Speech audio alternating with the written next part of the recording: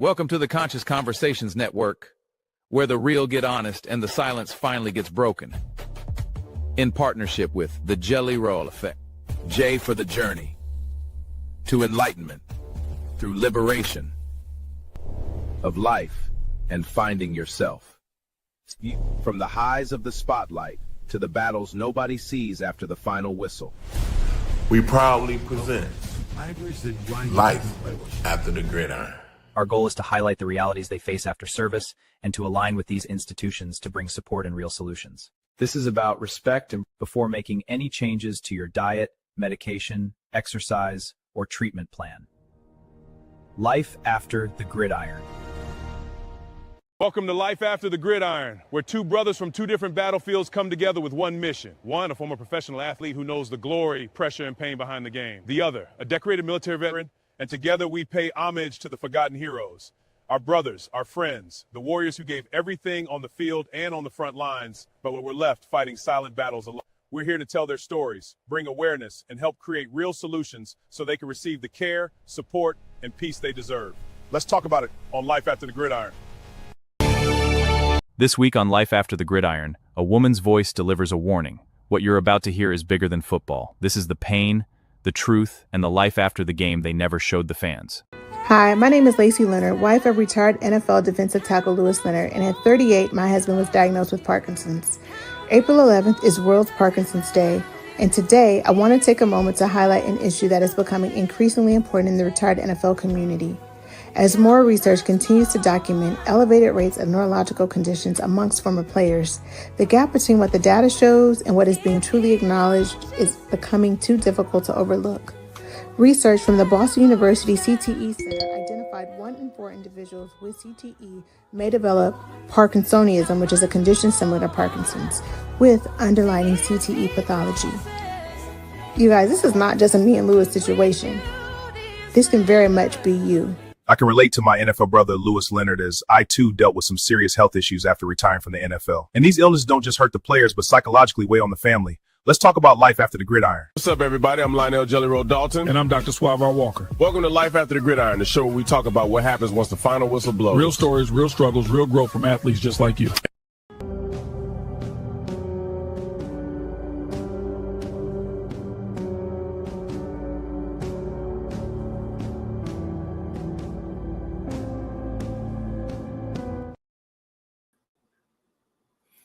Greetings and welcome to Life After the Gridiron. I'm Dr. Suave Walker, better known as Dr. Brother Suave, and my very special co-host, I don't see him, Super Bowl champion, Lionel Jellybean Dalton. There you go. There you go, Lionel. Can you hear us? I don't know. Well, anyway, hopefully we don't have any challenges this week. Seem like we're starting off, but anyway, we have a very special guest. Yeah, we're going to be having a very special guest. Today's guest, we're going to be having Lacey Leonard. She's a relationship expert. She's an empowerment coach, certified Christian counselor, speaker, and wife and advocate of former NFL defensive tackle Louis Leonard. So without further ado, let's bring Miss Lacey Leonard on. And also, she's the founder of Tackle Health, LLC. How you doing, Miss Lacey Leonard? Can you hear me? Can you hear me? Can you guys hear me okay? I hear you well. I can't hear you, though. Okay, I'm sorry. I don't know what's going on. Because I hear you very well. Lionel, do you hear me? Okay. I can hear you, Lionel, but I do not hear me. I missed everything that you said. Oh my goodness. Okay. Well, hopefully we can get this back because we are live. Lionel, do you hear me? Engineer, do you hear me? Is there anything we can make any corrections? Because we can't have any challenges going around. We're just starting. But anyway, listen, everyone We're having a little technical difficulties. Yeah, I see. Well, listen, we apologize for that. We was hoping that we wouldn't have any challenges. We just did a test run. Everything was working fine. Hopefully we can get this together. It'll just bear with us, and we'll have it together momentarily. We apologize for the technical difficulties. Fuck, man, some bullshit, man.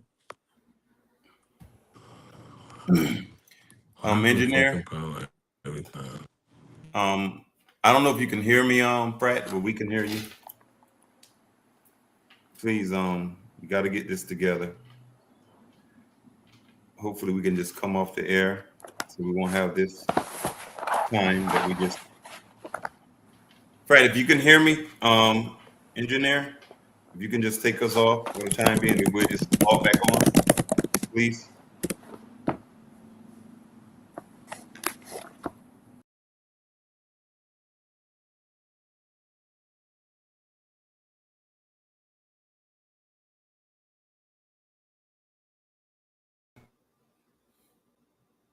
I don't hear anything.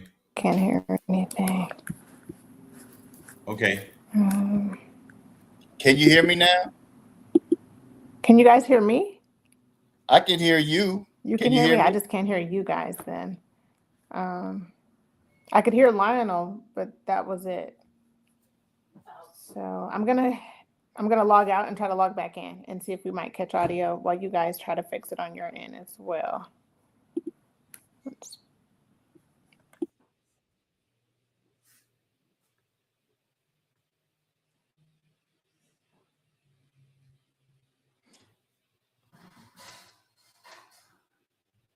Let me sign on. We were just speaking. We just went through the test. We just tested this.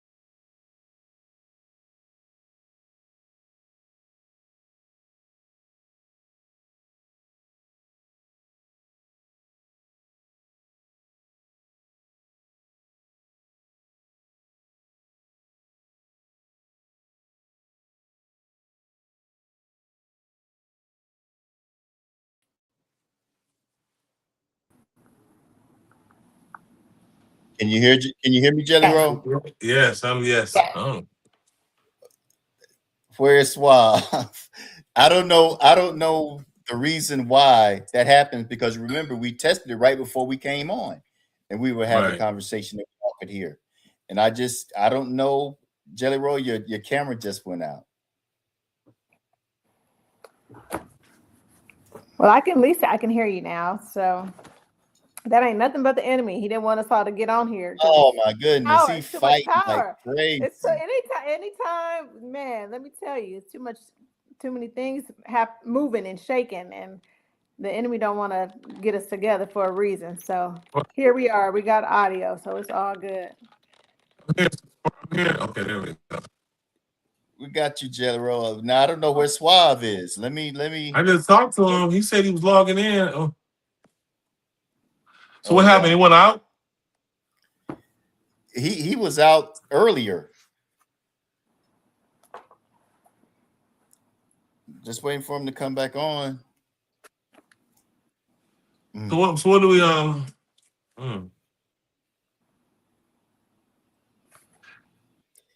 So first, yeah. Tell me. It's texting me.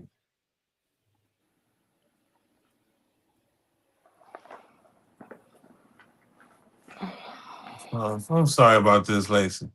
No, you guys are Lacey, good. we really just want to Life honor you. happens. I'm a Yeah, realist. Life right. happens. If you don't know nothing about me, I think people resonate with me because I'm very real, and life Okay. happens. So Yes, it yeah, does. no big deal. We wanted to. I've been researching what you're doing. I like to honor your journey.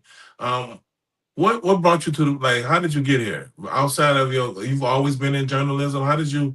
Cause you accomplished a lot, and I really you had a long. It was a lot. I didn't know you were Roland Martin. You were on a lot of big platforms. I had a couple ladies from Sister Wives call and ask about you. How did you get here? How did you Was it just your husband's injury? What brought you here?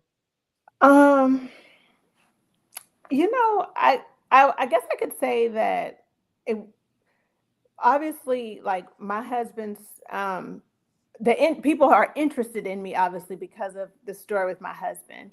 But as far as being a speaker, I've been a speaker my entire life. As far as having a Right. platform, people Mm-hmm. have always naturally have always engaged with me. So I think that being who I am and being able to share my story and my testimony the way that I have has just resonated with people. But when I think of like the advocacy and the things that I've done, I've always been an advocate at heart. So I would say things have just been really very organic in relation to how my brand or this following has kind of happened, if you will. I've always been someone to speak up for others. I've always been someone to use my voice. And it just so happened that, I married someone who ended up playing football, and it gave me more of a platform, if you will. But as far as like the advocacy of who I am and wanting to speak up for what I believe was right or just, I think that's always been probably in the core of who Lacey Leonard is. So of course, when it came to my husband, it was natural. So you two, I know you told me you guys are high school sweethearts. College, freshman year College of college. sweethearts. Okay, college. So you guys been together a long time. When did you? So you've been around pretty much most of his adult life. When did you start noticing decline in health? I would say probably once Lewis had retired, and I noticed that there's a lot of things that he was starting to forget. Okay. And by that, I mean, Lewis, there was a time one day I was actually at work, and he had called me and he was frantic, and I couldn't understand, could barely understand him. And he was saying, "You got to come home." And I said, "What's wrong?"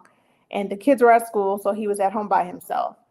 And at that time he had the intention to wash the dishes, but he forgot the water in the kitchen sink. So he had the intention to wash the dishes, and he had plugged the sink, and he had walked away, and he never came back.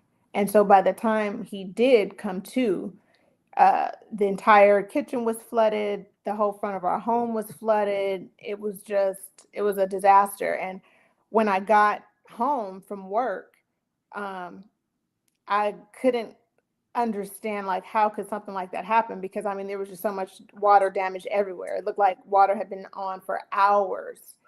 And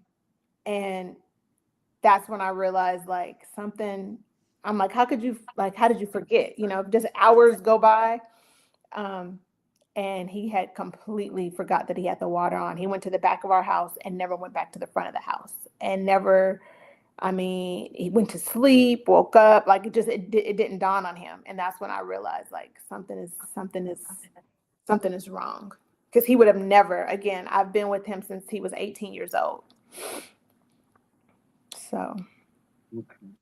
Wow. So as things progressed, how did that affect you on your day-to-day life as well as his?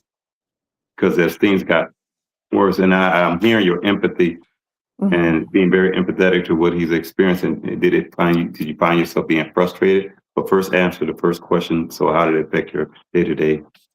I would say, it affected my day-to-day tremendously because at that time, I was working full-time, and I was working for UCSF, which is a medical school in California.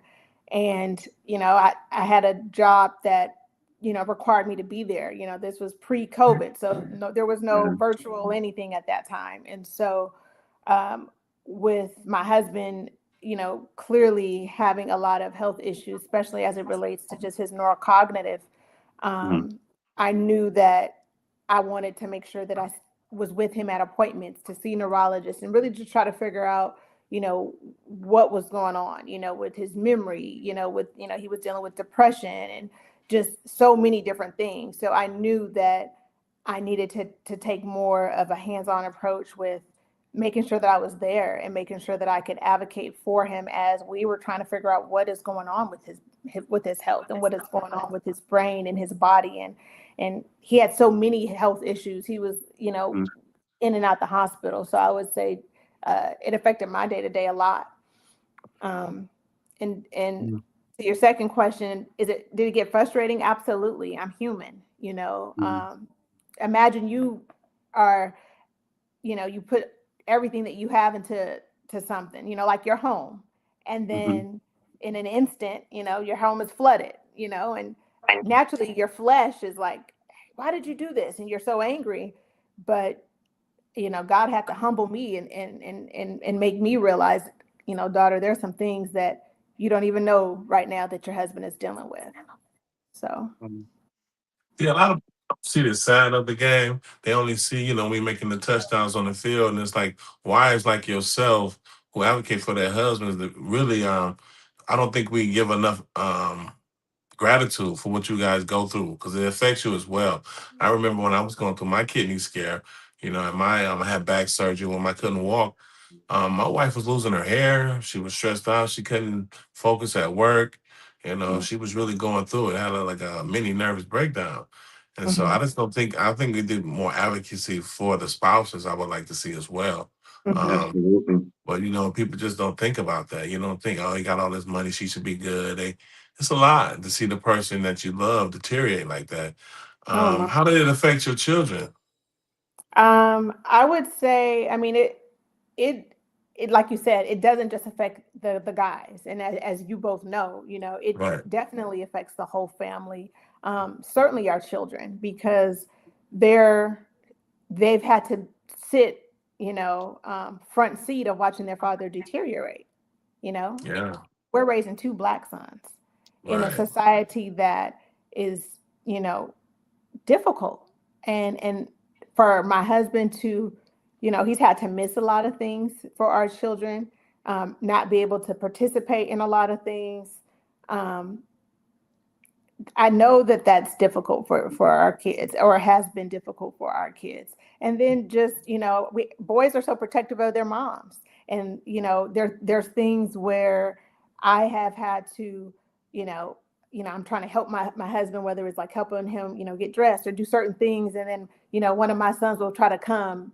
And then my husband is like, oh, no, your mom got it. But that's because, he don't want his children to have to see him in certain lights. But then they're like, well, that's my mom. I don't want my mom to have to, do certain things, or, they try to offload, some of the things. And so I just think for them, it does affect them. We have a really close family. So I'm thankful that, our boys are really close and try to be very helpful. Right. Nobody wants to see their parents suffer, and they've Yeah. had to see them countlessly, in the hospital, in and out the hospital, even the stuff that we're dealing with now with his kidneys. I know that they worry about their father. So. Yes. So, Lacey, and I understand, and I'm hearing you being a very empathetic person. I read something about you, but I'll discuss that later. So, when you and your family got a clearer understanding about the diagnosis of what was going on with Lewis, when you got a clear understanding, what did that look like for you guys? Once because I know you were understanding organically, but how did that look like with the family collectively? I would say when my husband was diagnosed with, Parkinson's, a few years ago, about 3 years ago, I don't think we really quite as a family understood what that even meant, because no one in our families have Parkinson's. So there was a lot of, there was a lack of education to what Parkinson's is, and really how it affects, your brain, your body, your movement. But I think for our children, especially, it just, I would say, gave them even more empathy for what my husband goes through, because, a lot of times my husband is, he's on top of them, telling them to do this and telling them to do that, or, and I think that sometimes your kids, they don't really realize what you're going through until we have to have those tough conversations. My husband has stage 5 kidney disease. And so his kidney disease has even progressed. So having to have those very difficult conversations with our children that, dad is really sick. He's not, I know they might get irritated with, him telling them to do certain things, but I definitely think that it gives them way more empathy, because they realize, gosh, this is, my dad sacrificed literally his entire body, his life, essentially. Right. For this family. And so I was reading a post of yours, and sometimes, because when you were saying that the sacrifices that our football players make, our veterans make, and what bothered me, was quite disturbing for someone to say to you, seeing what your husband and your family possibly going through, for someone to say they chose their profession, even though they did. But as a human being, we should be able to empathize with people go through, because as a man, we don't see this coming. If you fighting, when you go to combat, a lot of times you're subjective, saying, well, I'm going to go to the military to get my, be able to have a good quality of life, and maybe get me a house or get me an education. But your primary objective is to go to combat, and I think people sit there, well, you chose it. But if it wasn't for people who doing things for the masses, because football is the number one sport, and billions are being entertained, for someone to say that this person is sacrificing their life, their body, to entertain people, you should have a level of gratitude. And the same thing for the veterans who are going out there sacrificing to give us liberties. And you sit there saying, you chose to go to war, I wouldn't go. Well, if you don't go, who will? So you need to show a level of respect to the people who entertain, the people who provide services for us, and our local law enforcement, as well as our military veterans. Absolutely. I think that, it goes without saying, ignorance is bliss. And sometimes people make those ignorant comments. And even though I don't always comment, I definitely see them, and sometimes I do get frustrated, because how can you not have a level of empathy? I'm not on here asking anybody, for anything. I'm really merely just educating. This is a life outside of football that people don't see. I'm not trying to, point the blame, or, I understand my husband chose to play football in college, no different than I chose to run track in college. There's a level of physicality that comes with being a D1 athlete. I was a D1 athlete. My husband was a D1 athlete. We chose to do those things to change cycles in our family, to be college graduates, which we both are. So, for my husband to, go to the NFL and be a part of that 1%, he's proud of that, and as he should be. 1%, majority of people can't say that, You know, Yes. so for people to be so negative, you know, towards these, you know, NFL players when they say, oh, well, he chose that. Well, I mean, what was wrong with him choosing something to better himself?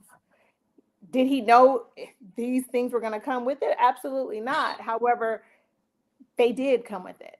And me sharing that is merely just telling the truth of what life is for some former players. And some people that have hearts can empathize, and the people that are ignorant, I just try not to even pay too much attention to it.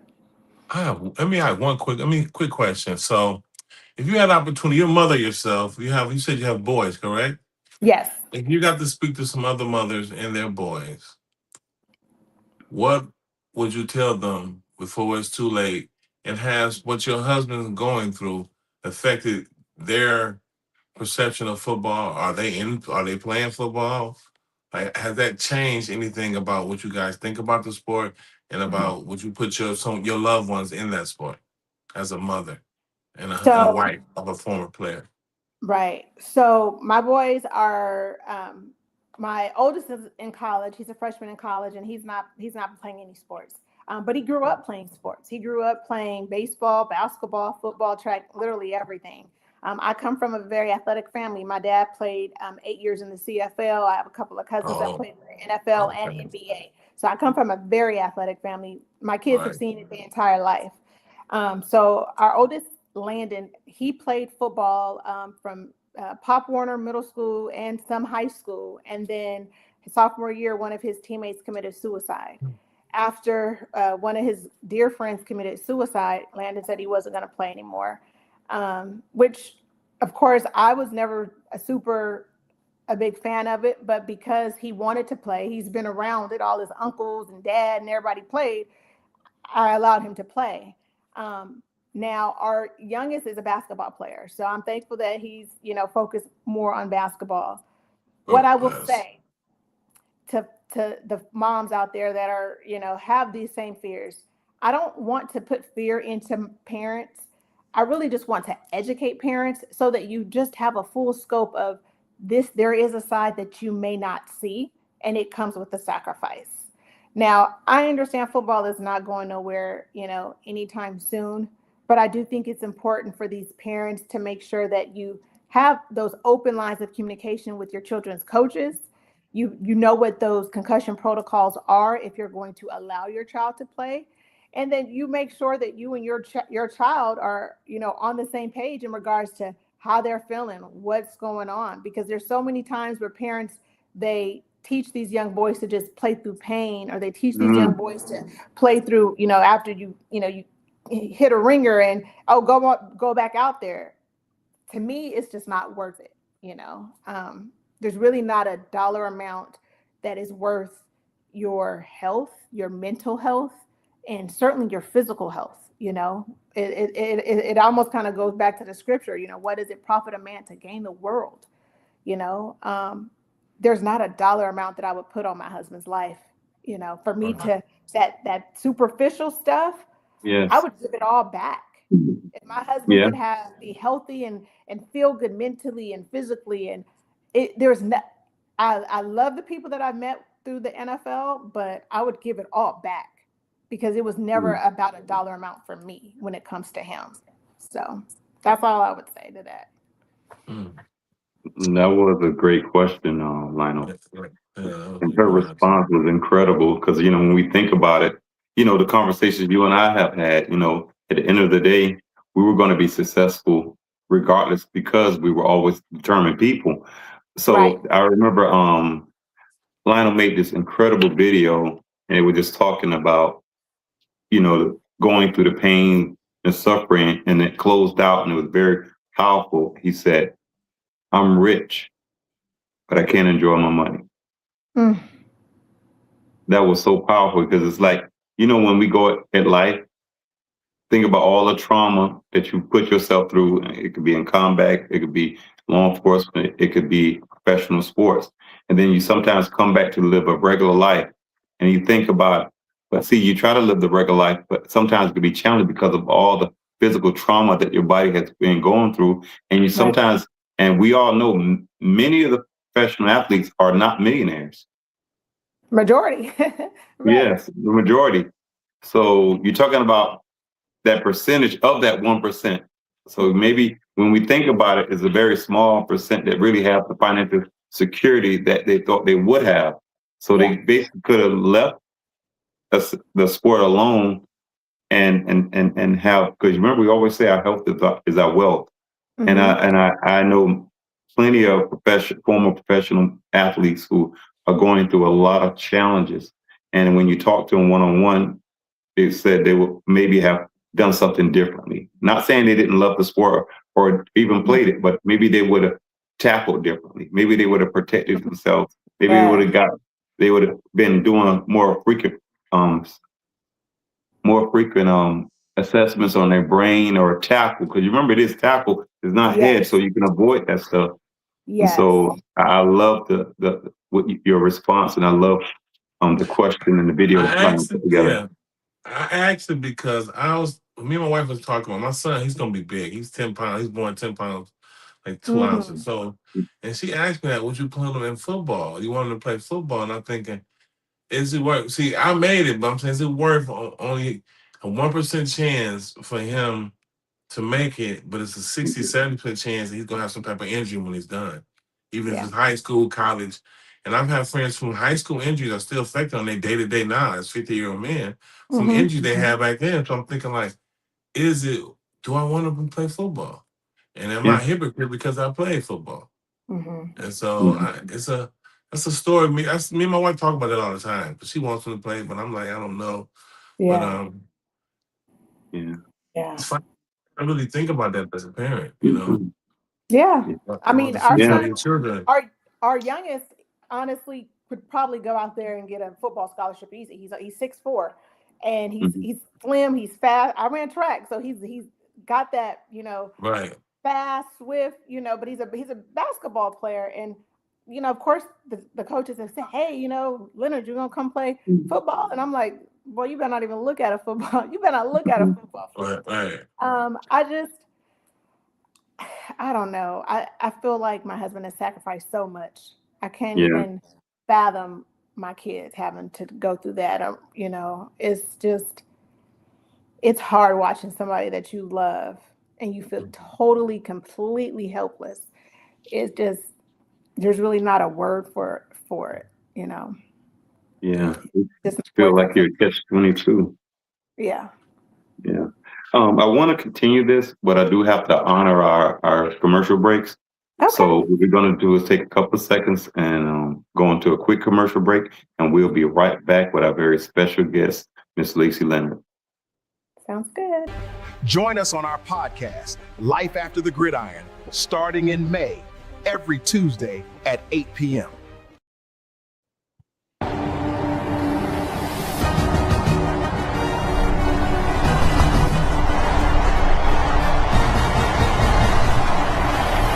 Friday night lights, college dreams. But most players never make it past high school. When the dream ends, life just begins. Some made the league, but when the game ends, depression, anxiety, financial ruin.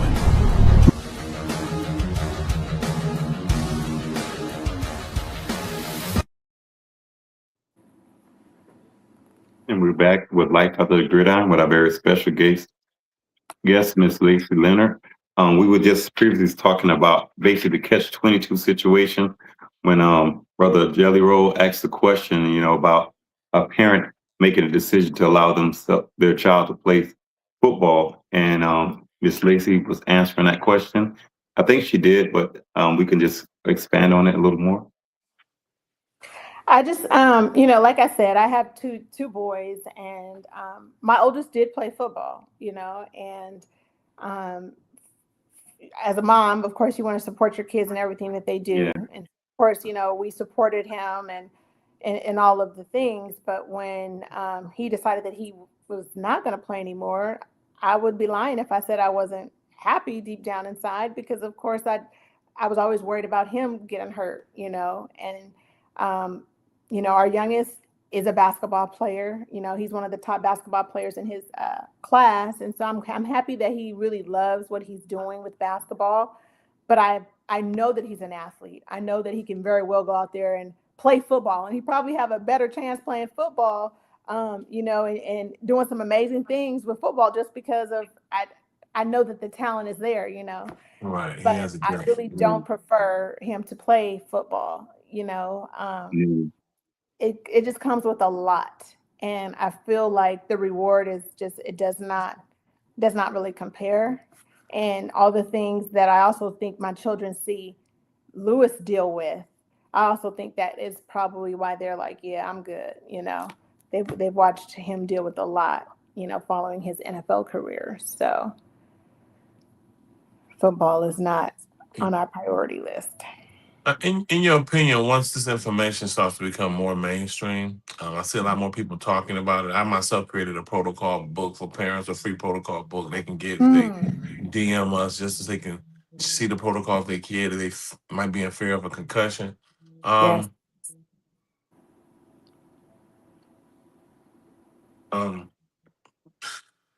not gonna ask that question. I had someone call in and ask a question.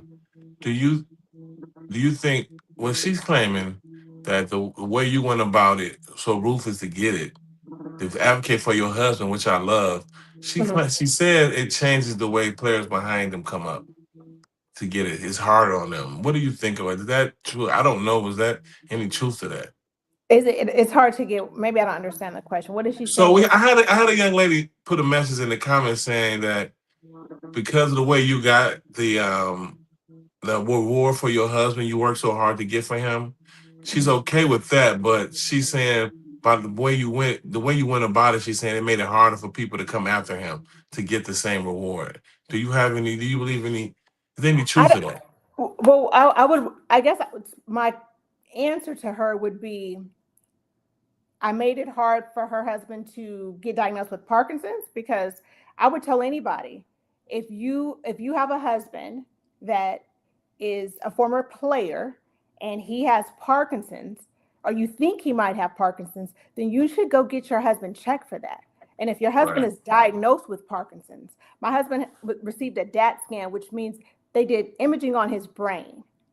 That is something that is unequivocal. That's something that a doctor can't just look at a piece of paper and say yay or nay. But I would recommend for that young woman to actually go and get the actual testing done, so that when she's going to advocate for her husband, no one can say this is not that. But she will know. The doctors will know. And whoever she is trying to get, you know, I'm assuming she's referring to benefits for her husband. Then she should be able to get those benefits. Then she should be able to get those benefits. I can't make it hard for anybody, because this is so much bigger than me. We were denied for years. They told us that there was no way that my husband could even have the level of impairment that he had years ago. So it wasn't until he was diagnosed with Parkinson's, which is really sad. So my husband actually had to progressively get worse. So to that, it's kind of hard for me to say, oh no, you know, there's just no way that I can make it hard for anybody. Right. Yeah. So what was your strategy once you found out? To like call the media stations, or like what did you? Well, no, it was never, there was really never a strategy. I just started sharing my story publicly. Okay. That was it. It was really just sharing my story publicly. And I think that people resonate with the truth. Now, there are some players and there are some people who, you know, from what I've seen and have heard, you know, that may not have been really sick and were, you know, getting caught doing things that they weren't supposed to be doing. Like people would say that they were driving and they, you know, weren't supposed to be driving. That things like that made it very hard for players that were really sick or were really having certain issues. But the people that legitimately actually had issues going on, like neurocognitive issues, I really think that it made it hard for those people, you know, people that weren't like misleading or whatnot. It really made it difficult, you know, because we were denied for years, even in the NFL concussion settlement, you know, it was sad to me because I'm thinking they have to know these doctors that were, saying that my husband had this type of impairment. They wouldn't lie. They definitely wouldn't lie for us, Right. But the way that went about, it was making it really difficult for doctors to really just tell the truth, because you had some good doctors and you have some bad doctors, and when you have doctors that are like in support and they're saying, hey, I stand by my diagnosis, and they're getting denied, that to me is like, how do you even get past that? Yeah. Mm. Wow. So, So we were denied for several years until my husband got even progressively worse. And that's just the facts. And that's the hard part. It's like, how do you deny somebody for years who doctors are saying this person has like a level 2.0 impairment in that whole NFL concussion stuff, deny him for years, and he only is getting progressively worse? Yeah. It doesn't get any better. I remember from my court case, and from when I was diagnosed with TBI, and you know how sometimes they try to fight you with that, and you got all the evidence to show that this is something, your brain degeneration is going to get worse. You may have seen be functional. That's why I seen like the invisible wound. However, those tests, that brain scan is not going to lie, and it's going to get worse. They already know it. The brain scan is not going to lie. Now, if people don't want to get the brain scans that they need, I really don't know what to tell them. Yeah, I really don't. But what I did, gotta do.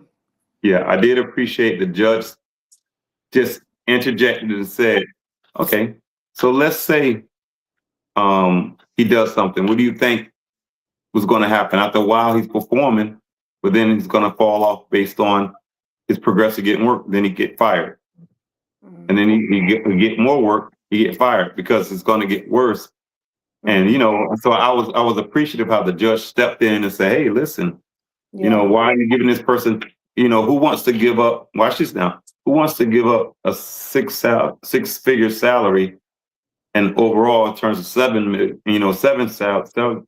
salary for that little money that they're trying to give you, what these people are fighting tooth and nail to prevent you from getting? Right. You done fought for the country. You done played ball. You done did everything you could, and that this is the consequence of doing you that. Gotta fight for your benefits, then you got to fight for your benefits. This is insane. That's the hard part. That's the part that really, and that's the thing, and to so many players that still don't have their benefits, which like makes me so angry. I sit on the board for the Players Advocacy Committee. If I didn't care about people, if I didn't care about the players or our families, I would invest my time on sitting, in rooms and trying to advocate for former players, because to your point, I was able to make sure that, we finished my husband's NFL concussion settlement.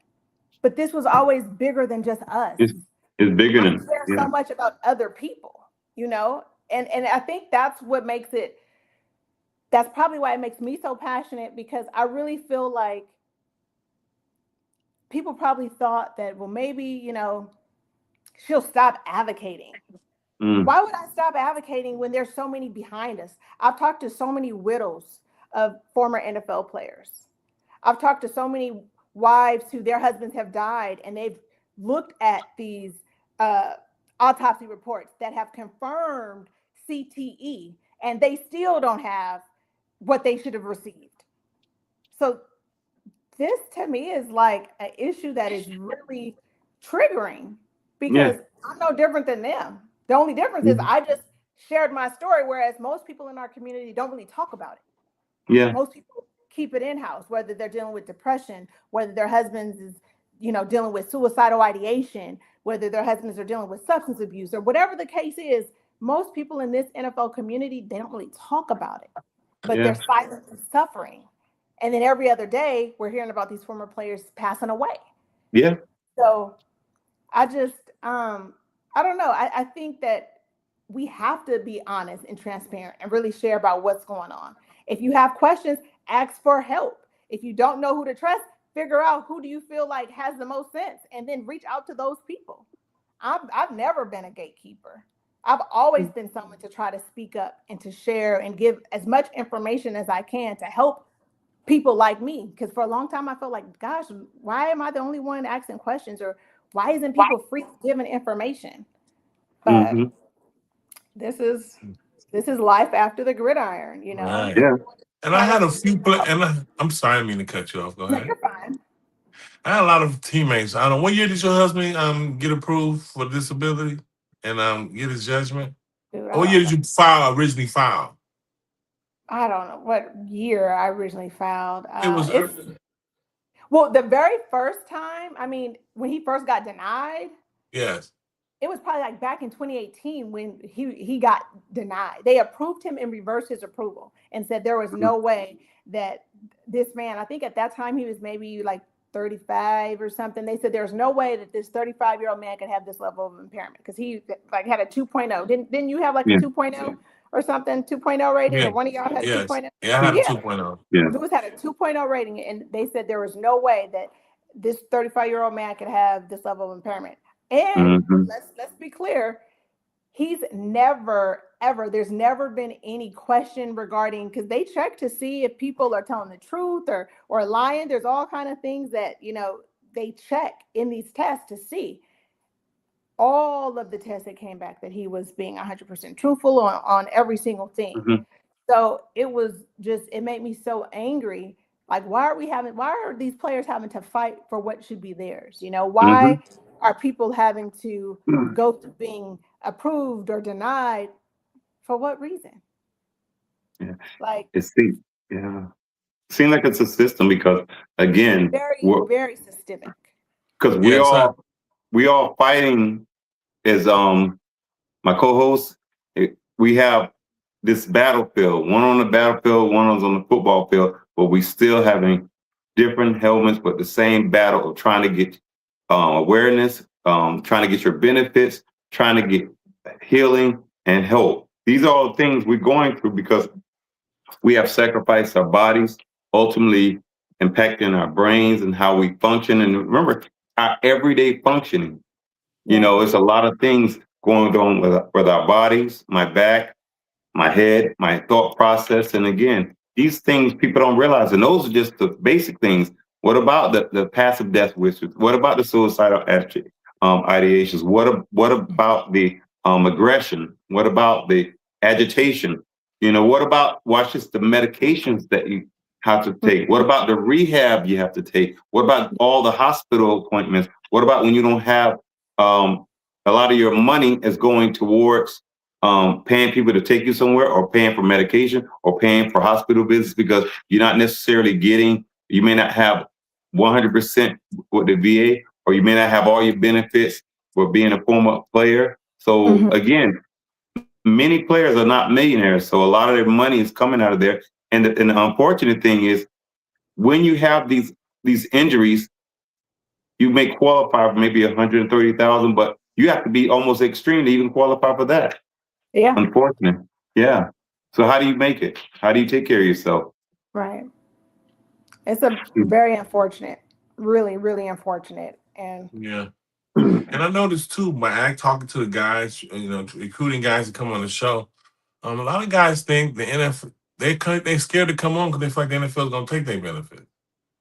They feel that it's a conspiracy with the doctors and with the NFL that if a guy comes out and talks or do anything, like on this show, they told me, should I do this show? I might lose my benefits. Do you believe there's any truth to that conspiracy? I can't say if there's any truth to it, but I can certainly understand the fear of players. I mean, we all on this call know who we're dealing with. And we know that there has, I mean, obviously, just to take it to the NFL concussion settlement, because this is just factual. People can go and Google search and all that. Doctors came out on record and said the league specifically was telling them, deny Black players. Doctors, we're talking about board certified doctors, came out on record and said that they were being told to, in fact, deny Black players. Now, it wasn't until all the media came and people started having these conversations that the league publicly came out and said, you know what? We're going to remove the race norming. For all intents and purposes, we all didn't know about it. Nobody really knew even what was going on. So, yes, I can see why these players are scared to talk about these things, because look what was happening in broad daylight for years. People died waiting. People died waiting. People have been waiting and denied for years. People died. Their families got nothing. So I certainly can see why people are scared. And truth be told, they can very well say, hey, you know what? We're going to take it. And there would be what could we do? If you read the writing in the paperwork, it says that they can remove all of this stuff at any given time. They can do that. They can remove total and permanent if they want to. There's nothing bound. Nothing is bound. Y'all have read the paperwork, right? You have read.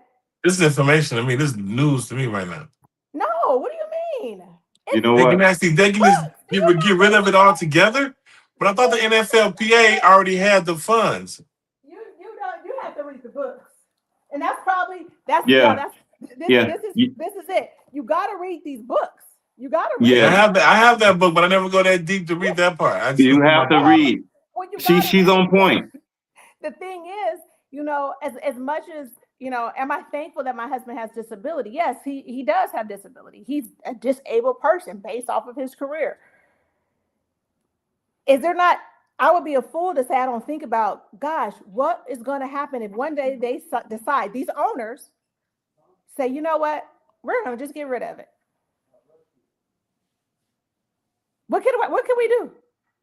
And if people don't start reading, and people don't start making sure that they're managing their finances so that in the event that something happens, they're okay.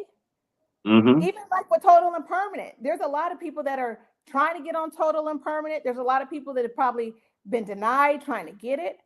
I don't even think people realize, and especially these younger players, how important it is when this new collective bargaining agreement comes. We need these young people to be advocating for some of these former older players, because a lot of times you don't realize, but it says that in like the next 2 to 3 years, they're going to even remodify what the TNP is. The TNP, they're going to remodify. Yeah. It's always they always doing I saw that. something like that to try to In the next, I guess if you get disability, they're gonna take away from your TNP or something like that. It is all in the book. It's all in the book.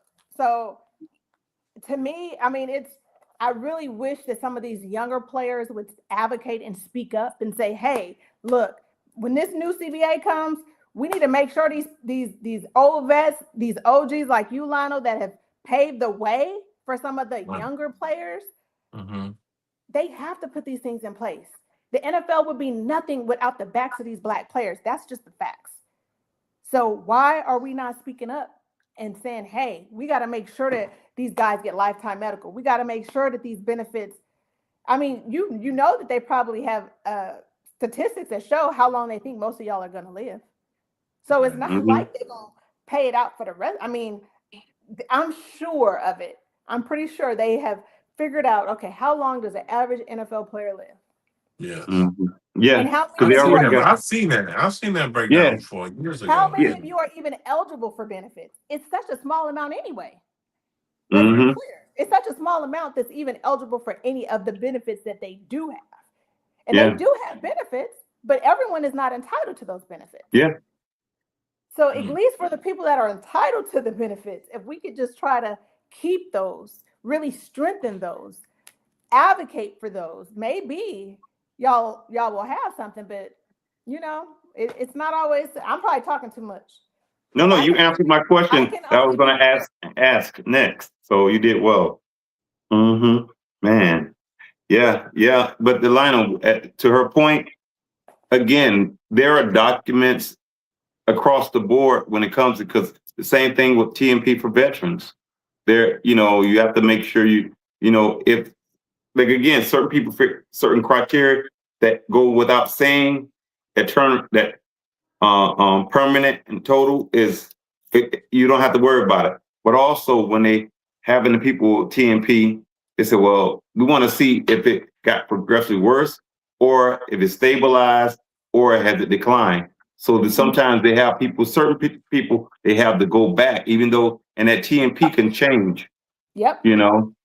So that's why. So it goes across the board with the football. Remember now, it may not seem like they together, but they still have basic policies that's very consistent with one another. Yeah, So if very you don't consistent. read if you don't read the small print, this is what she was talking about, education. Because a lot of times, again, like when you don't read the little details, you know, you get these packages, you're like, okay, I'll read it. But in reality, you don't. And so let's say you're having cognitive issues.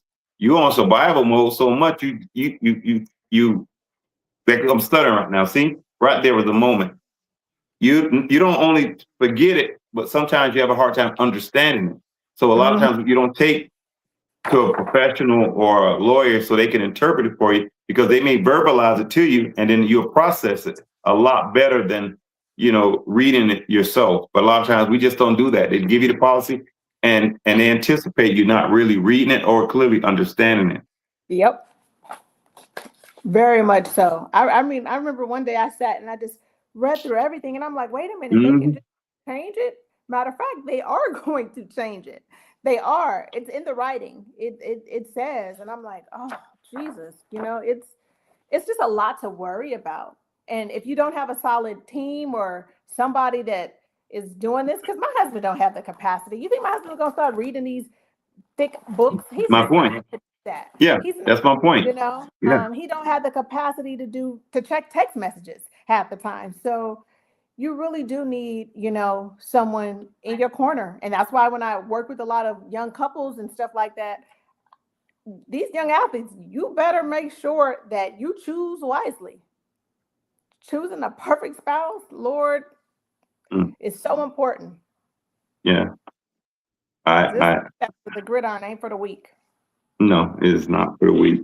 And we just really appreciate, you know, we look at the athletes, but we have to really pay close attention to the spouses who are there in the paint when we're going through our ups and downs, challenges, and how sometimes we behave, because it's really something, you know, and I appreciate that you are an advocate, the things that you've been doing, hearing your voice, hearing your story. But I did want to ask you one question. So walking alongside Lewis, what was one of the most challenging things for you personally? Are you referring to like post-career or post-career? Post-career, post or before or during. What was one of the most challenging things for you? It could be at the beginning, end, or whatever that you find the most challenging as your spouse has been going through all these emotional and physical changes. I would say, I think the most challenging thing for me would be trying to be strong all the time. I hear quite often, you know, people send me messages, and I'm really grateful for, you know, I have a solid community of people that really support me. Gosh, Lacey, you're so strong. You're so strong. And I don't think that I'm strong because like I just want to be. Sometimes I feel like I'm strong because I have to be. And I think I have to be strong because I already know my husband is dealing with a whole lot, right? And he's been the covering for our family. And, you know, due to his health and due to the things that he deals with, I know that it takes a toll on him. And the last thing that I want him to have to worry about, because I know that he worries every day about, you know, how is he going to make sure that he can provide for me and our children, and just being there and trying to help where he can with different things.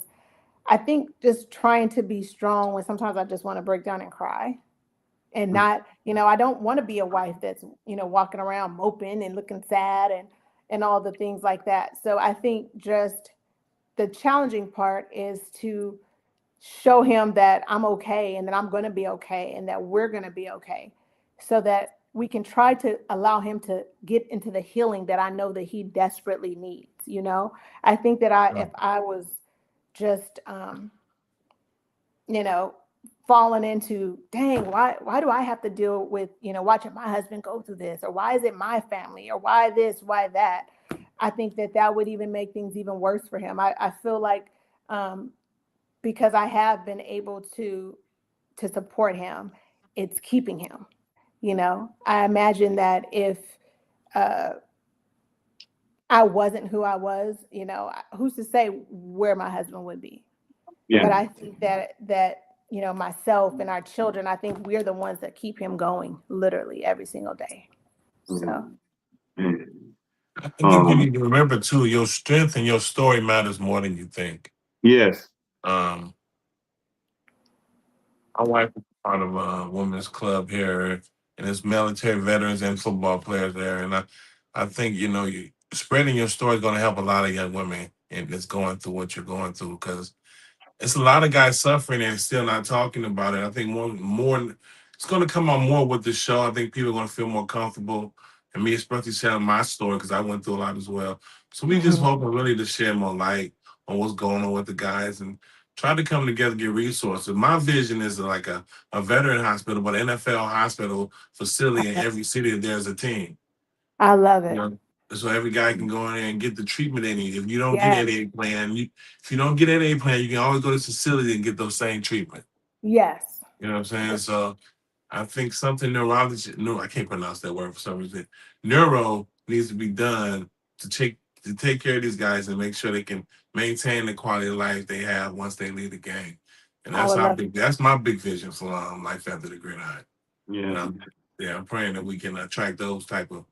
Well, I'm standing in agreement for you and with you, because I do think that there is room for this. I do think that there is so many lives that can be impacted if, we can get the big sponsors and the big, partnerships to say, you know what, I do agree. Football is America's favorite sport. So why not rally behind this community? We're not even I'm a wife, and I'm not even asking for the wives. For the players, let's put a place in place for these players. Why can we not have these facilities, these state-of-the-art facilities with top medical care for these retired NFL players to come? We're out here in Arizona. Arizona is beautiful. There's so many different cities around this country that can have facilities for these retired players to go and get the top quality care. There's no reason that we should be having to figure things out. I get denials all the time when we're trying to apply for medications and doing different, like, why should we have to do this when he played for $1 billion industry? It makes no sense. NBA provides lifetime medical. Major League Baseball provides lifetime medical. You mean to tell me that the NFL can't provide lifetime medical for the vested players? The most violent sport of them all. It doesn't have medical. Most issues. Yes, and the military does that too. Provide lifetime once you qualify. Right, that's what I'm saying. Right, exactly. I'm grateful for that. Wow. Man, listen, Lacey, we just want to thank you for helping us bring awareness to something that so many still don't understand. We're so blessed to hear your story. We're honored that you shared it with us and all the listening people. So, Jelly, do you have any last things for Lacey before we close out? I mean, I would love to see you come back on and talk more.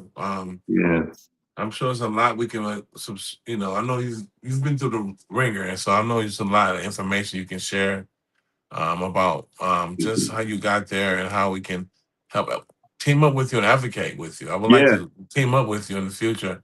I would love that. We're trying to build a community here, a tribe. We started with just 2, and we can just keep building. Yes. I truly appreciate you guys bringing me on and giving me an opportunity to share my story and to, share who I am and just the community that I serve. So I really appreciate, you guys thinking of me today. Thank you. Thank you so much. Thank you. Ladies and gentlemen, this has been a blessing to be having Miss Lacey Leonard. Man, she definitely empowered us. As I always say, this was a mind-blowing, thought-provoking, and eye-opening experience. This is Dr. Brother Suave, Super Bowl champion Jellyroll, and this has been Life After the Gridiron. This week on Life After the Gridiron, a woman's voice delivers a warning. What you're about to hear is bigger than football. This is the pain, the truth, and the life after the game they never showed the fans. Hi, my name is Leonard, wife of retired NFL defensive tackle Leonard, and at 38, my husband was diagnosed with Parkinson's. April 11th is World Parkinson's Day, and today I want to take a moment to highlight an issue that is becoming increasingly important in the retired NFL community. As more research continues to document elevated rates of neurological conditions amongst former players, the gap between what the data shows and what is being truly acknowledged is becoming too difficult to overlook. Research from the Boston University CTE Center identified 1 in 4 individuals with CTE may develop Parkinsonism, which is a condition similar to Parkinson's, with underlying CTE pathology. You guys, this is not just a me and Lewis situation. This can very much be you. I can relate to my NFL brother, Leonard, as I too dealt with some serious health issues after retiring from the NFL. And these illnesses don't just hurt the players, but psychologically weigh on the family. Let's talk about life after the gridiron. What's up, everybody? I'm Lional Jellyroll Dalton. And I'm Dr. Suave Walker. Welcome to Life After the Gridiron, the show where we talk about what happens once the final whistle blows. Real stories, real struggles, real growth from athletes just like you.